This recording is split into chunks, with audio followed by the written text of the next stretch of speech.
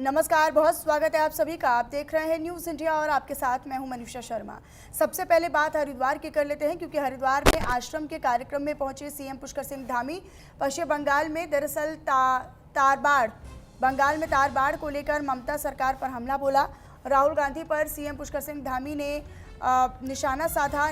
नकल माफियाओं पर सख्त कार्रवाई हुई, ये उन्होंने कहा है। हरिद्वार में बंदी छोड़ श्री ब्रह्म निवास आश्रम के 51वें निर्वाण दिवस कार्यक्रम में पहुंचे मुख्यमंत्री पुष्कर सिंह धामी और इसी दौरान सीएम धामी ने संस्था के समाज सेवा, शिक्षा और स्वास्थ्य के क्षेत्र में किए जा रहे तमाम कार्यों की सराहना की। तो वहीं पश्चिम बंगाल में सीमा पर तार बाढ़ को लेकर उन्होंने ममता बनर्जी सरकार पर निशाना साधा। झारखंड में लाठीचार्ज के मुद्दे पर राहुल गांधी पर भी हमला बोला। सीएम पुष्कर सिंह धामी ने उत्तराखंड में नकल माफियाओं के खिलाफ कार्रवाई और नियुक्तियों का जिक्र करते हुए कांग्रेस पर कई तरह के सवाल भी खड़े किए।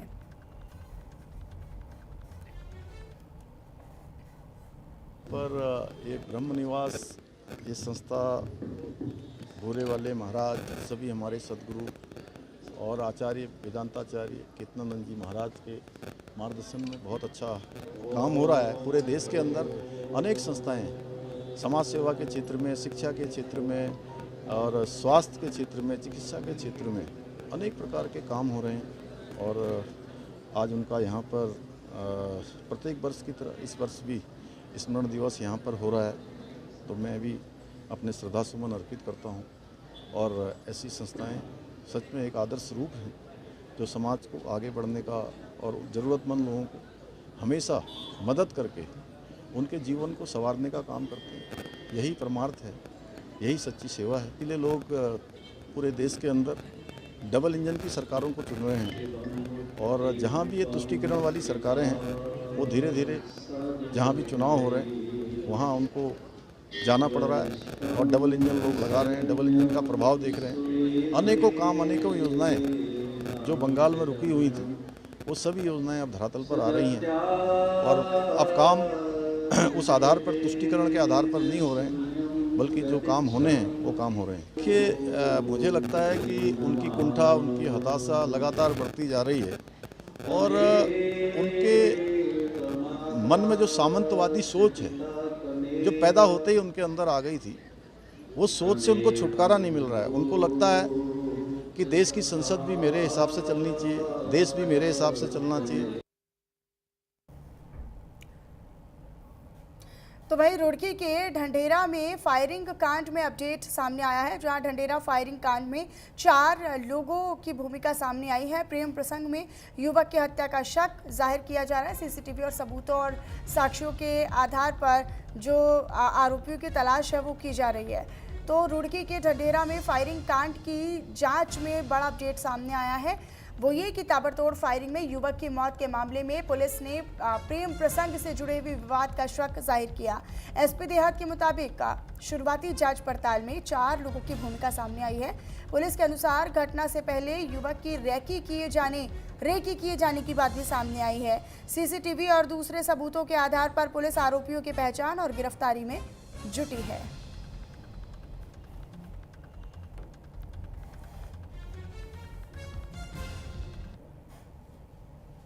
व्यक्ति को कुछ अज्ञात लोगों ने फायर झोंका है। जो व्यक्ति हैं उनकी स्पॉट पे डेथ हो गई। हमारी टीमें लगी हैं। अभी मोटिव भी स्टेब्लिश नहीं हुआ, परिजन को स्पष्ट बताने की स्थिति में नहीं है। हमारी टीमें काम करी, जल्दी हम केस को वर्कआउट करते हैं। अभी जैसे जो प्रत्यक्षदर्शी हैं उनका कहना है कि शायद 3 या 4 लोग हो सकते हैं जिन्होंने फायर किया है और जो मृतक है उनके साथी भी घायल हैं, तो उनसे भी हम पूछताछ करेंगे। तो हमारी टीमें लगी हैं काम। अभी कोई पता नहीं, जो मृतक हैं वो तो इधर लोकल के रहने वाले। पौड़ी में बेटी अंकिता भंडारी हत्याकांड में वीआईपी के मुद्दे को लेकर एक बार फिर से सियासत गर्मा गई है, जहां राज्य मंत्री अनुराधा वालिया के बयान पर अभिनेत्री उर्मिला सनावर ने पलटवार किया। उर्मिला सनावर ने मामले से जुड़े दावों और कथित सबूतों की निष्पक्ष जांच की मांग दोहराई है। वे इससे पहले भी मामले में अहम सबूत होने का दावा कर चुकी हैं। दोनों तरफ से सामने आए बयानों के बाद वीआईपी को लेकर बहस फिर से छिड़ गई है।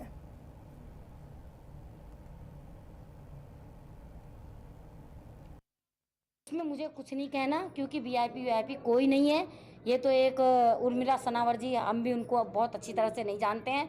उन्होंने किस वीआईपी की बात करी, क्या करी, हम नहीं जानते हैं। कोई वीआईपी नहीं है। उस जांच से बड़ा तो कोई कुछ भी नहीं है। जांच में निकल आएगा जो भी है। एसआईटी में भी सारा निकल गया था, तो ऐसा कुछ नहीं है जो आप कह रहे हैं कि अंकिता को मतलब न्याय दिया गया। अंकिता को न्याय मिला है, इसीलिए आज वो सारे के सारे गुनाहगार जेल में सड़ रहे हैं। नहीं, हमें तो ऐसा कुछ भी पता नहीं, और अब किसी भी नेता पे कोई आरोप नहीं लग रहे हैं। अगर आप आज जिस कांग्रेस ने 70 साल इस देश में राज करा, उन पे इतने बड़े बड़े आरोप लगे तो किसी ने कुछ। अभी मैं देख रही हूँ कि 2-3 दिन से एक अनुराधा वालिया जी हैं जो राज्य मंत्री हैं, उनका एक बयान बड़ा ही वायरल हो रहा है।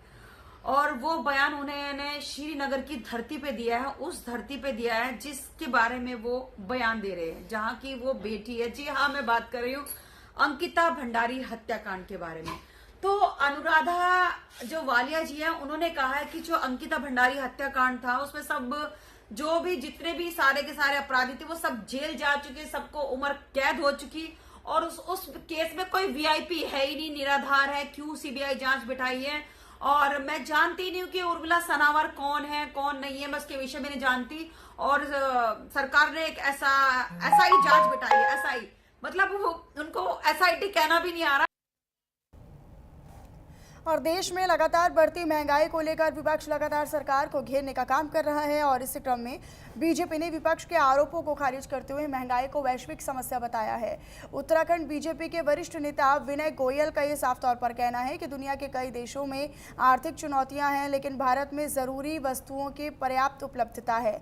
उन्होंने कहा कि सरकार महंगाई पर कंट्रोल के लिए लगातार ठोस कदम उठा रही है और जल्द ही जनता को राहत मिलने की उम्मीद भी है।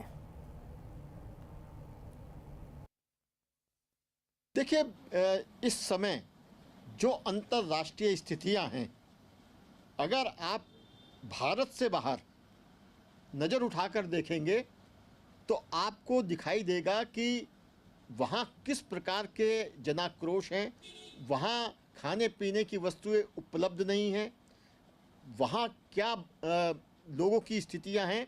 लेकिन हमारे देश के प्रधानमंत्री माननीय नरेंद्र मोदी जी ने इन सारी परिस्थिति के बावजूद जिस प्रकार से कुशल नियंत्रण किया है, और हमारे देश में आज किसी भी चीज़ की कोई कमी नहीं है, हर चीज़ उपलब्ध है। और जहाँ तक मूल्य वृद्धि का विषय है, उसको कंट्रोल करने के साधन सरकार ने प्रारंभ कर दिए हैं। देहरादून से खबर आपको बताएं, जहां देहरादून में नशा तस्करी के खिलाफ पुलिस को बड़ी कामयाबी हासिल हुई है। इसी क्रम में डोईवाला पुलिस ने चाचा भतीजे की जोड़ी को गिरफ्तार कर उनके कब्जे से भारी मात्रा में चरस बरामद कर ली है। बरामद की गई चरस की कीमत भी करीब 2 लाख रुपए आंकी गई है। पुलिस के मुताबिक दोनों इसे नशे के आदी लोगों को बेचने की तैयारी में थे। पुलिस ने तस्करी में इस्तेमाल बाइक भी सीज कर ली है।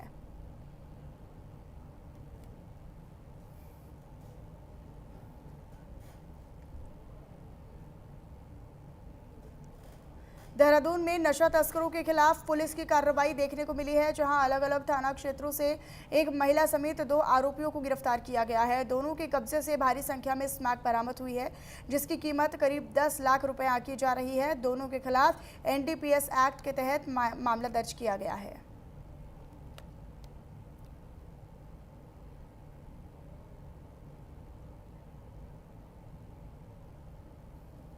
देहरादून के डोईवाला से खबर है, जहां पर चोरी की वारदात सीसीटीवी में कैद हुई है, जहां 3 चोर नगरपालिका अध्यक्ष नरेंद्र सिंह नेगी के भाई धीरेंद्र सिंह नेगी के निर्माणाधीन मकान में घुस गए और सरिया और निर्माण सामग्री चोरी कर मौके से फरार भी हो गए।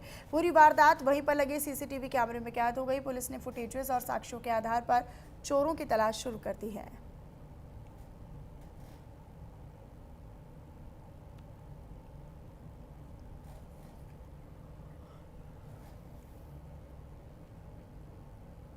देहरादून के लच्छीवाला टोल प्लाजा पर ब्रेक फेल हो जाने से बड़ा हादसा टल गया। दरअसल देहरादून से डोईवाला जा रहा एक भारी वाहन अचानक अनियंत्रित हो गया, लेकिन चालक की सूझबूझ दिखाते हुए दूसरे वाहन को बचा लिया और ट्रक को टोल प्लाजा की ओर मोड़ दिया गया। टक्कर में वाहन क्षतिग्रस्त हो गया, लेकिन गनीमत ये रही कि हादसे में किसी को चोट नहीं आई है। पुलिस ने क्षतिग्रस्त हुए वाहन को हटाकर यातायात सुचारू करवाया।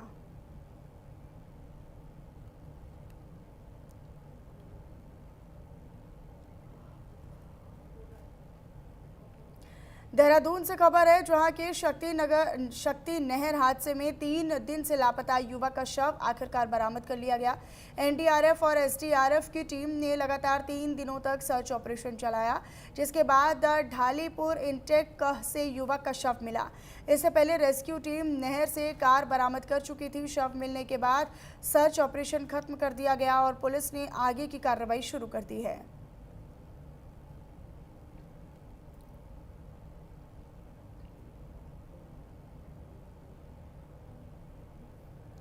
बागेश्वर में महिला उद्यमियों का सम्मान कर आत्मनिर्भर पहाड़ का संकल्प लिया गया, जहां पर विकास भवन सभागार में आयोजित उद्यमी कार्यशाला में ग्रामीण क्षेत्रों से पहुंची महिला उद्यमियों ने अपने अनुभव साझा किए। साथ ही रोजगार और स्वरोजगार से जुड़ी चुनौतियों को भी सामने रखा। इधर विधायक पार्वती दास और मुख्य विकास अधिकारी नरेश कुमार ने कहा कि सरकार ग्रामीण महिलाओं को आर्थिक रूप से मजबूत बनाने और स्वरोजगार से जोड़ने की दिशा में लगातार काम कर रही है।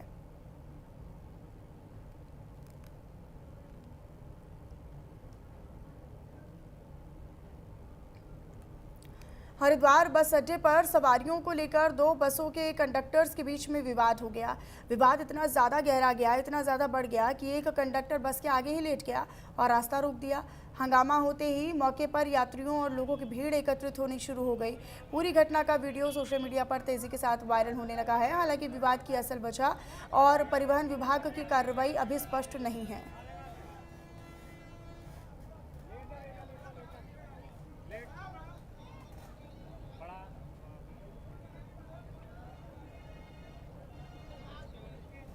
तो वहीं खटीमा से खबर है। खटीमा के कुटरी पचौरिया गांव में बंदरों के आतंक से ग्रामीण बेहद परेशान हैं, जहां ग्रामीणों का ये कहना है कि बंदरों के झुंड आबादी वाले इलाकों में पहुंचकर लोगों पर हमला कर रहे हैं और घरों में नुकसान भी पहुंचा रहे हैं। बच्चों, महिलाओं और बुजुर्गों में डर का माहौल है। समस्या के समाधान के लिए ग्रामीणों ने एसडीएम को ज्ञापन सौंपकर बंदरों को पकड़कर सुरक्षित जगहों पर भेजने की मांग की है। तो वहीं ग्रामीणों का ये भी आरोप है कि कई बार शिकायत मिलने के बावजूद अब तक कोई स्थायी समाधान नहीं हो पाया।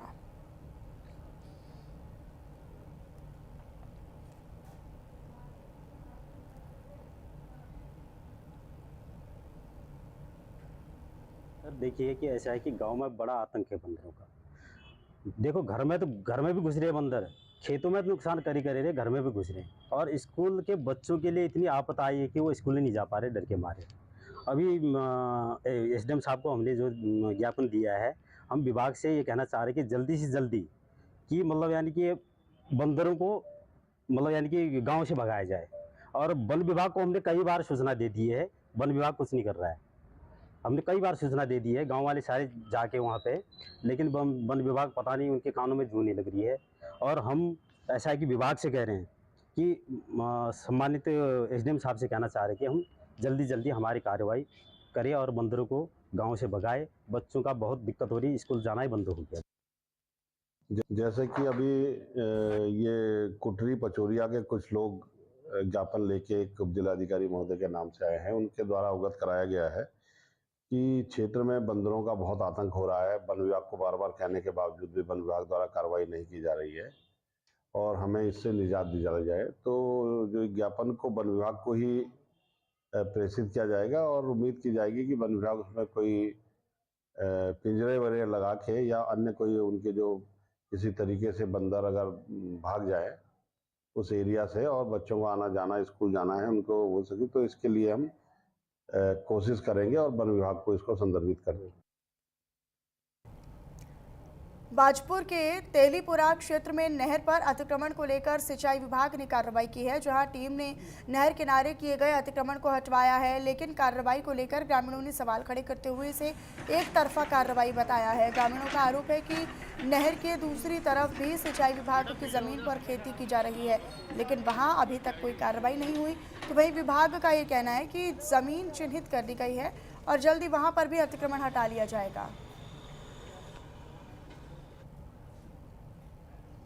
आई थी, इसमें इन्होंने अतिक्रमण हटाने के लिए और चिन्हीकरण करके बताने के लिए हमसे कहा गया था। तो हमने 14 तारीख को 14 अगस्त 2026 को लेटर लिखा था। इसमें हमने एक संयुक्त टीम को गठन करके यहाँ पर चिन्हीकरण करने का कार्यक्रम किया था। इसके अंतर्गत राजस्व विभाग की टीम, सिंचाई विभाग की टीम और पुलिस विभाग को हमने इसमें सम्मिलित किया है। हमने आज दिनांक 21/8/2026 को नहर के जहाँ पर मेन रोड है वहाँ से लेके यहाँ राम सिंह के घर तक जो भी मतलब मुख्य चीज़ें हैं उनको चिन्हीकरण करके हटा दिया है थोड़ा बहुत। बाकी हमारी राजस्व विभाग की टीम और सिंचाई विभाग की टीम एक संयुक्त आख्या तैयार करके जल्दी एसडीएम महोदय को और अपने उच्च अधिकारियों को पेश कर देगी। सिंचाई विभाग कांचीपुर से एडीओ साहब आए थे और ये सारी की सारी एक तरफा कार्रवाई हुई है। जो दूसरी साइड की कार्रवाई होनी थी वहाँ इन्होंने कुछ नहीं किया है और यहाँ सब कह रहे हैं जी दूसरी साइड की हमने एप्लीकेशन दी थी एडीएम साहब के लिए, उस साइड में इन्होंने कोई कार्रवाई नहीं की है। खाली है इस साइड में आबादी वाली तरफ इन्होंने कार्रवाई की। इस साइड की जो भी है यहाँ तोड़ फोड़ करे, जेसीबी मशीन लेके आए और कर के यहाँ और थोड़ा बहुत धमका धमका के लोगों के साइड कारोबार जरूर भी होने चाहिए। उधर कुछ नहीं हुआ है, उनकी जो भी है सामान है, फसल है, कुछ भी है वो ऐसी खड़ी है। हमारा सब सामान हटाया गया, तोड़ा गया है। हम ये चाहते हैं उनका भी कारोबार होने चाहिए। खटीमा से अगली खबर है। खटीमा में क्षेत्र पंचायत की बैठक के दौरान सदस्यों की नाराजगी खुलकर सामने आ गई, जहां विकास कार्यों में कथित देरी और प्रस्तावों पर कार्रवाई नहीं होने से नाराज करीब 8 क्षेत्र पंचायत सदस्यों ने बैठक का बहिष्कार कर दिया। सदस्य नेहा जोशी समेत तमाम लोग जो थे वो बैठक से बाहर निकल गए और उन्होंने अपनी आपत्ति दर्ज की है। समस्याओं के समाधान का भरोसा हालांकि दिया गया है, जिसके बाद जैसे तैसे मामला शांत हुआ, लेकिन उसके बावजूद भी सवाल जो है वो खड़े हो रहे हैं कि आश्वासन बार बार दिया जाता है लेकिन कार्रवाई अब तक नहीं हो पाई।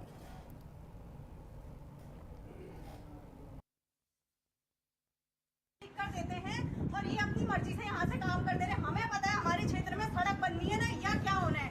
ये यहाँ से 10 लाइटें भेज देते हैं, उसके बाद कहते हैं कि ब्लॉक प्रमुख जी का धन्यवाद करके लेटर पैड पे लिख के दे दो। ये कोई तरीका है काम करने का? क्या तरीका है? हम अपने लेटर पैड पे जब सड़क लिख कर दे रहे हैं तो वो क्यों नहीं हो ही जा रही है? कुर्सियां दे रहे हैं, हमने कब लिखा भाई कुर्सियों के लिए? चलो ठीक है, माना कुर्सियों की जरूरत है, लाइटों की जरूरत है, पर जो सर्वप्रथम सबसे ज्यादा जिस चीज की जरूरत है उस चीज पर कार्य होना चाहिए। यहाँ हम बैठ रहे हैं, बैठक में बात रख रहे हैं तो बोल रहे हैं कि यहाँ पर ये बात में कैसे होगी? पिछली बैठक में बोला कि यहाँ आके बात करेंगे। ये मैंने लिखित रूप में इनसे सारा लेखा जोखा मांगा है कि कितना बजट आया है, कितना क्षेत्र पे लगा है, ये रिसीविंग है मेरे पास। इस चीज का अभी तक कोई हल नहीं है कि यहाँ बजट आया, कितना मेरे क्षेत्र में लगा या क्या लगा। हमारी विकासखंड खटीमा में बीडीसी की बैठक हुई है, तो जिसमें हमारे काफ़ी विभागों से कर्मचारी अधिकारी आए हैं।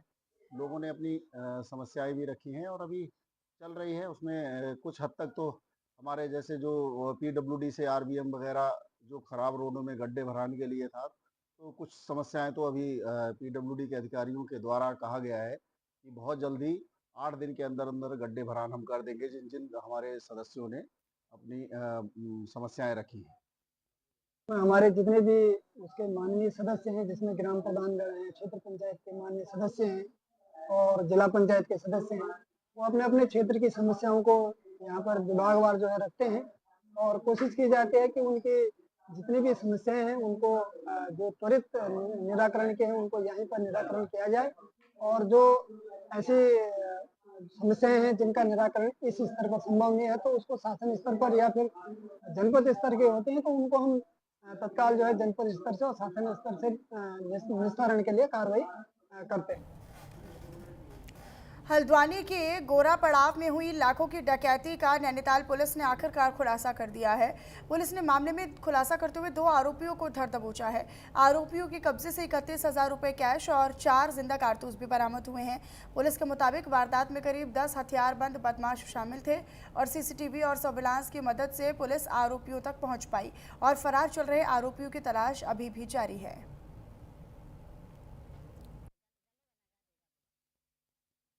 हल्द्वानी कोतवाली क्षेत्र में एक बंद ऑफिस में देर रात्रि को एक बंद ऑफिस में हल्द्वानी किया शोरूम के निकट कुछ लोग बैठे थे। हमारे हल्द्वानी शहर का जानी माने लोग हैं, कारोबारी लोग हैं, वो बैठे थे। वो संभवतः वो जुआ खेल रहे थे, परंतु तुरंत 10-11 लोग 3 गाड़ियों में आते हैं और जो है अपने आप को पहले एसओजी बोलते हैं और एसओजी बोलते हुए तत्काल अंदर आते हैं, असलाओं के दम पर डरा धमका कर जार से मारने की धमकी देकर उनसे चेन, कैश और मोबाइल डकैती करके ले जाते हैं। इसको एज ए चैलेंज लिया हमने। घटना का सूचना मिलने के तुरंत 2 घंटे के भीतर हमने वादी की तहरीर के आधार पर डकैती का संगीन डकैती का अभियोग हमने धाराओं में अभियोग पंजीकृत किया है। देहरादून में दरअसल जल जमाव और जल भराव की समस्या को लेकर नगर निगम ने दावा किया है कि इस साल हालात में पिछले सालों के मुकाबले काफ़ी सुधार हुआ है। नगर निगम आयुक्त आलोक कुमार पांडे के मुताबिक भारी बारिश के बावजूद जहां जल भराव हो रहा हो वहां पर करीब आधे घंटे में पानी निकासी की जा रही है। उन्होंने माना कि कुछ इलाकों में ड्रेनेज सिस्टम की क्षमता कम है, तो वहीं देहरादून के ड्रेनेज सिस्टम को और बेहतर बनाए जाने के लिए विस्तृत योजना पर भी काम हो रहा है।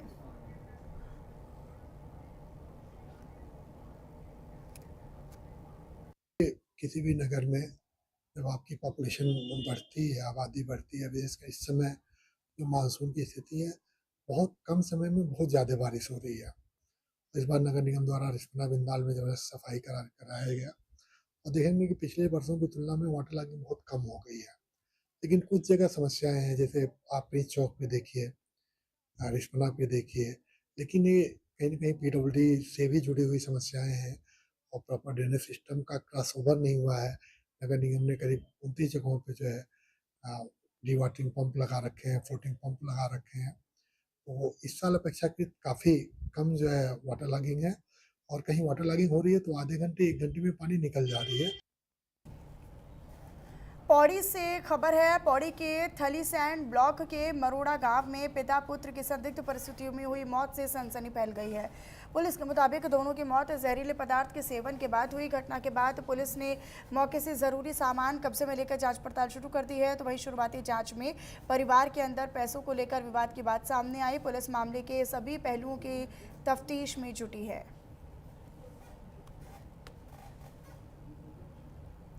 उत्तराखंड कांग्रेस में आगामी चुनाव को लेकर टिकट की दावेदारी के बीच नेताओं के बयान भी सामने आने लगे हैं। इसी क्रम में कांग्रेस महिला प्रदेश अध्यक्ष ज्योति रौतेला ने टिकट की इच्छा जताते हुए कहा है कि अंतिम फैसला हालांकि पार्टी हाईकमान और कांग्रेस कमेटी की ही करेगी। वहीं पूर्व कैबिनेट मंत्री हरक सिंह रावत ने भी कहा है कि सभी नेताओं को चुनाव की तैयारी का अधिकार है, लेकिन टिकट का फैसला पार्टी करेगी। उन्होंने साफ कह दिया कि पार्टी जिसे भी मौका देगी उसके लिए पूरी ताकत से काम करेंगे।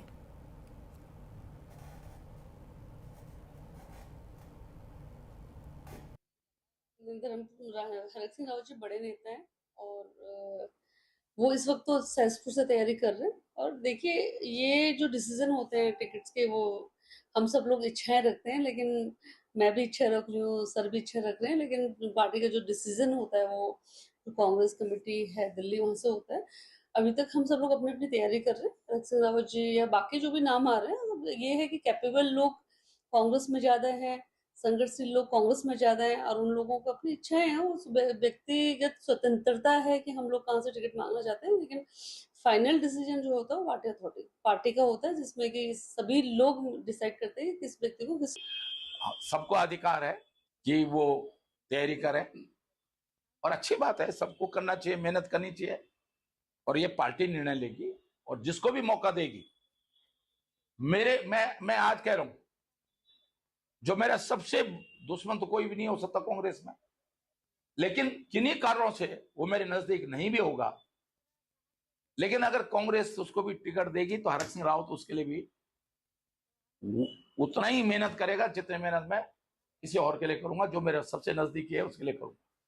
मेरा एक लक्ष्य है भैया, देखो सुन लो, जो सिर्फ इसलिए मैं भाजपा का विरोधी कर रहा हूं इस समय। चलिए, फिलहाल इस बुलेटिन में मेरे साथ बस इतना ही, लेकिन तमाम खबरों को देखने के लिए आप बने रहिएगा हमारे साथ। नमस्कार।